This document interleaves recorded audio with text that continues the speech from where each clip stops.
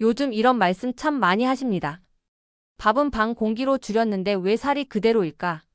예전에는 조금만 덜 먹어도 금방 체중이 줄었는데 이제는 그게 잘 안 됩니다. 그래서 괜히 이제 나이가 들어서 그런가 보다 하고 넘기시는 분들도 많으세요. 그런데 꼭 나이 탓만은 아닙니다. 우리가 보통 살을 뺀다고 하면 제일 먼저 줄이는 게 밥입니다. 밥을 반으로 줄이고 어떤 날은 아예 안 드시기도 하죠. 그런데 체중이 그대로라면 그건 단순히 먹는 양의 문제가 아니라 몸의 쓰임이 달라졌기 때문일 수 있습니다.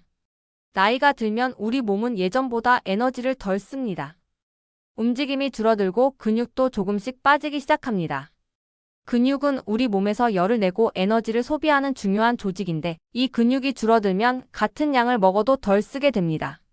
그러니 밥을 조금 줄였다고 해서 예전처럼 체중이 쭉 내려가지는 않는 겁니다. 또 하나는 전체 양보다 구성의 문제입니다. 우리는 밥을 줄였다고 생각하지만 실제로는 다른 음식으로 그 빈자리를 채우고 있을 가능성이 큽니다. 밥을 덜 먹은 대신 반찬을 더 집어 드시거나 과일을 하나 더 드시거나 간식이 조금 늘어나기도 합니다. 본인은 적게 먹는다고 느끼지만 몸 입장에서는 비슷하거나 오히려 더 많은 에너지가 들어오는 셈이죠. 그리고 한 가지 더 말씀드리고 싶은 건 우리 몸은 갑자기 줄어든 음식량에 적응을 합니다. 예전보다 덜 먹기 시작하면 몸은 이제 적게 들어오는구나 하고 에너지 소비를 더 줄여버립니다. 그래서 더 안 빠지는 것처럼 느껴집니다. 몸이 게을러진 게 아니라 살아남기 위한 본능입니다. 그러니 내가 의지가 약해서 그런가 하고 자책하실 필요는 없습니다. 문제는 밥 한 숟가락이 아니라 몸의 변화와 식사의 전체 균형에 있습니다. 다음 이야기에서는요, 우리가 모르고 지나치는 숨어있는 탄수화물 이야기를 한번 해보겠습니다. 밥은 줄였는데 혹시 다른 데서 들어오고 있지는 않은지요? 밥은 줄였는데도 살이 그대로라면 한 번쯤은 이런 생각을 해보셔야 합니다. 혹시 내가 밥 말고 다른 걸로 채우고 있지는 않을까? 많은 분들이 이렇게 말씀하세요. 나는 밥은 적게 먹어. 대신 과일 좀 먹지. 고구마는 몸에 좋잖아. 주스는 건강식 아니야? 맞습니다. 과일도 좋고 고구마도 좋고 채소 주스도 나쁜 음식은 아닙니다. 문제는 건강식이라고 해서 양을 신경 쓰지 않는 데 있습니다. 예를 들어 사과 한 개, 바나나 한 개는 가볍게 느껴지지만 당분으로 보면 결코 적지 않습니다. 특히 과일은 달콤하기 때문에 혈당을 빠르게 올릴 수 있습니다. 밥은 줄였는데 대신 과일을 두세 번 나눠 드신다면 몸은 여전히 탄수화물을 충분히 받고 있는 겁니다. 고구마도 그렇습니다. 밥 대신 고구마를 드시면서 나는 다이어트 중이야 라고 생각하시지만 고구마 역시 탄수화물입니다.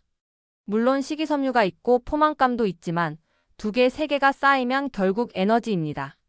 그리고 의외로 많이 놓치는 것이 주스입니다. 채소 주스, 과일 주스, 심지어는 건강즙까지요. 액체로 마시면 포만감은 적은데 당분은 빠르게 흡수됩니다. 씹어서 먹는 것보다 훨씬 빨리 혈당을 올리고 금방 배가 꺼져 다시 뭔가를 찾게 만듭니다. 우리가 밥은 안 먹었어라고 생각하는 날에도 몸은 이미 여러 번의 당분을 받고 있었을 수 있습니다. 그러니 체중이 쉽게 내려가지 않는 겁니다. 여기서 중요한 건 과일을 끊으라는 게 아닙니다. 고구마를 먹지 말라는 것도 아닙니다. 다만 밥을 줄였다는 사실 하나만으로 안심하지 마시라는 겁니다. 내 하루 식탁 전체를 한번 천천히 떠올려 보는 게 먼저입니다. 다음으로는요, 생각보다 무심코 집어드시는 간식과 반찬 이야기를 해보겠습니다.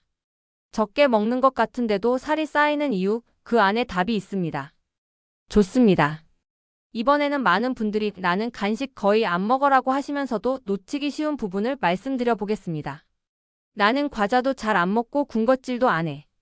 이렇게 말씀하시는 분들 정말 많습니다. 맞습니다. 예전처럼 봉지 과자를 매일 드시는 분은 많지 않죠. 그런데 문제는 과자만이 간식이 아니라는 데 있습니다. 예를 들어 식사 후에 입가심으로 드시는 견과류 한 줌. 몸에 좋다고 알고 계시죠? 맞습니다. 나쁜 음식은 아닙니다. 하지만 견과류는 작아 보여도 열량이 꽤 높습니다. 한 번 집어 드실 때는 조금이지만 하루에 두세 번 반복되면 결코 적은 양이 아닙니다. 마른 반찬도 마찬가지입니다. 멸치볶음, 땅콩조림, 장아찌류. 이건 밥이 아니라 반찬이니까 괜찮겠지 하고 계속 집어 드십니다. 그런데 이런 반찬들은 짜기도 하고 당분이나 기름이 들어가 있는 경우도 많습니다. 밥은 줄였지만 반찬으로 에너지를 채우고 있을 수 있습니다. 또 하나는 국물입니다. 밥은 반 공기만 먹었어. 그런데 국물은 한 그릇 다 드셨다면 어떨까요? 특히 된장국, 찌개, 곰탕처럼 건더기와 함께 국물까지 다 드시면 생각보다 열량과 나트륨이 꽤 됩니다. 나트륨이 많으면 몸이 붓고 체중이 쉽게 줄지 않는 느낌도 받게 됩니다. 그리고 가장 흔한 게 조금씩 여러 번입니다. 식사량은 줄였는데 배가 금방 꺼지니 냉장고를 열어 한 입, 또 한 입. 과일 한 조각, 떡 한 개, 빵 한 입. 그때는 정말 적게 먹었다고 느끼지만 하루가 끝나면 꽤 많은 양이 됩니다. 우리가 살이 안 빠진다고 느낄 때는 되게 많이 먹었기 때문이 아니라 자주 먹었기 때문인 경우가 많습니다. 몸은 계속 들어오는 에너지를 저장하려고 합니다. 그러니 체중이 쉽게 내려가지 않는 겁니다. 자책하실 필요는 없습니다. 다만 하루 동안 내가 몇 번 입에 뭔가를 넣는지 그 횟수를 한번 조용히 돌아보는 게 시작입니다. 다음에는요, 왜 나이가 들수록 살이 더 안 빠지는지 근육 이야기 한번 해보겠습니다. 그 안에 중요한 답이 있습니다. 좋습니다. 이제 가장 중요한 이야기를 한번 해보겠습니다. 많은 분들이 간과하고 있지만 사실 살이 잘 안 빠지는 가장 큰 이유일 수 있습니다. 나이가 들수록 살이 잘 안 빠지는 이유, 그중 하나가 바로 근육입니다. 예전에는 조금만 덜 먹어도 금방 체중이 줄었습니다. 그런데 지금은 밥을 줄이고 간식도 조심하는데도 변화가 더딥니다. 그 이유는 우리 몸속 근육이 예전 같지 않기 때문입니다. 근육은 단순히 힘을 쓰는 조직이 아닙니다. 가만히 있어도 에너지를 소비하는 아주 중요한 조직입니다. 쉽게 말하면 근육이 많을수록 몸은 더 많은 열을 내고 더 많은 칼로리를 씁니다. 그런데 나이가 들면 특별히 운동을 하지 않아도 근육은 조금씩 줄어듭니다. 이걸 자연스러운 노화 과정이라고 합니다.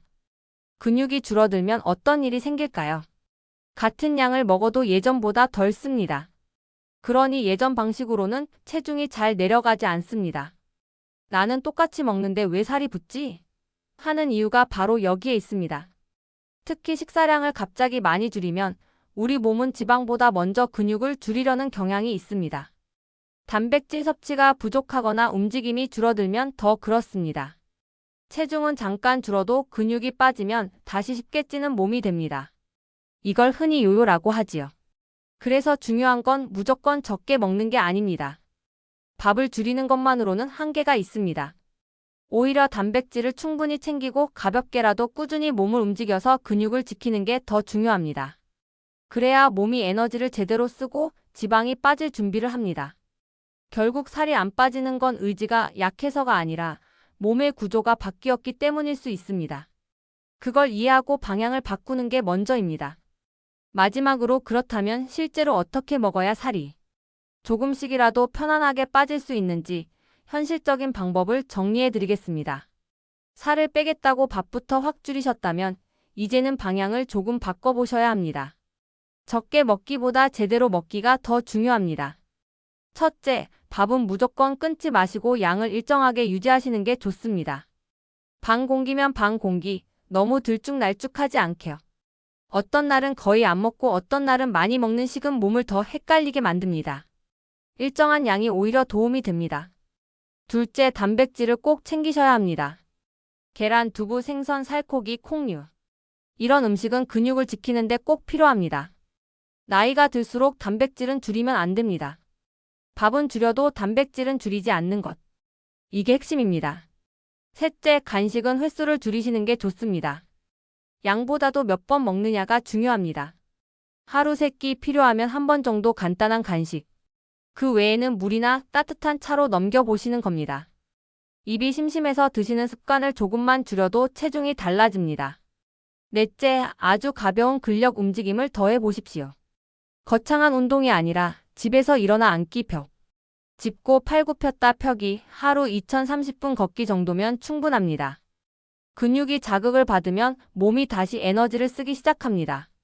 결국 살은 굶어서 빠지는 게 아니라 몸이 잘 쓰도록 만들어야 빠집니다. 밥을 줄였는데 안 빠졌다면 이제는 몸의 구조를 바꾸는 쪽으로 방향을 잡아보시는 게 좋겠습니다.